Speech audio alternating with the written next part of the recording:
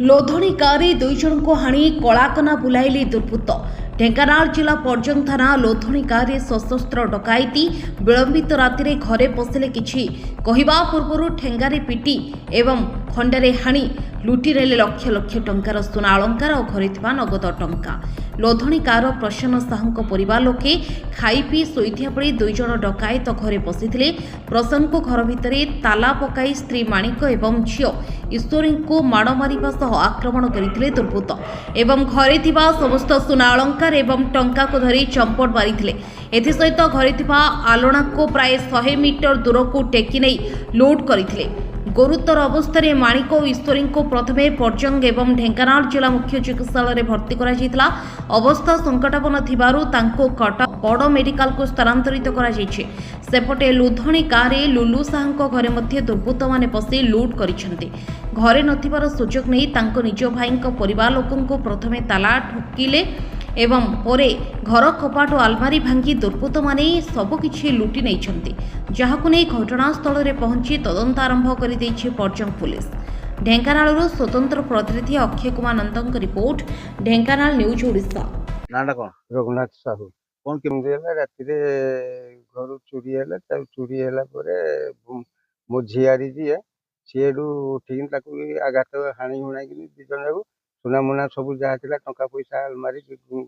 गोडरेज खुली खुला सब नहीं गले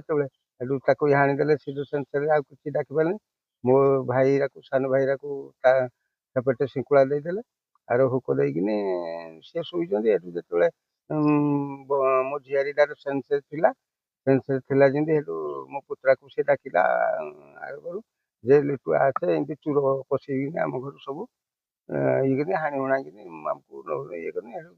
पुत्रा गला जो मो सान भाई का आर घर शिंकुला देदेले हुक देदेले हुक खोलिकी से आसला देखिले गडरेज फडरेज सब भांगिकी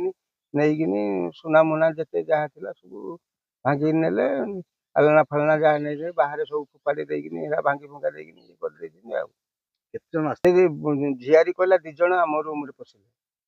आम रूम रु दी जन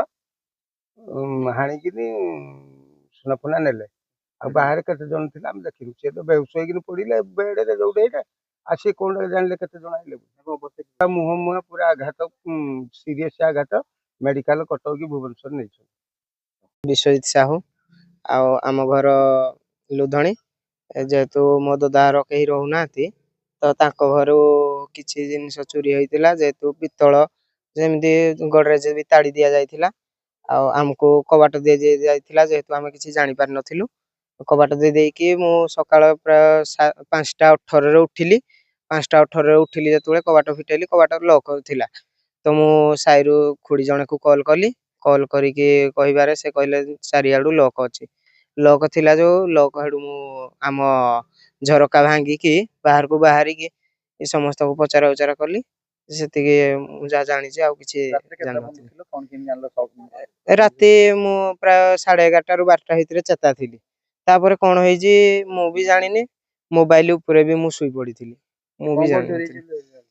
पितल जिनस गडरेज रे कौन केमिति थिला मु तो जानिनी जेहेतु ददा को रूम मु भी रुहेनी गाँ रे मु आसी जी आम यात्रा जो सेतिकी लिट्टू सब मुझे मो घर शोली 2:49 भौणी जे से फोन कले जे आम घर चोर पशिक मु आसीना देखला बेलू घर बाट खोलिना देखला बेलू आघात करना सुना गहना पैसा जहाँ सब नहीं जाते आ दादा का गोटे रूम रे शुई बाट देदेना ये गोटे रूम रे शुई खुड़ी भौणी आघात करना पैसा पत्र जहाँ सब धोई धरना पड़े मुंडरे मुंड टी हाणिना खुड़ी भौणी दी जन मुंड को हाणी दे बर्तमान नहीं दिखते भुवनेश्वर।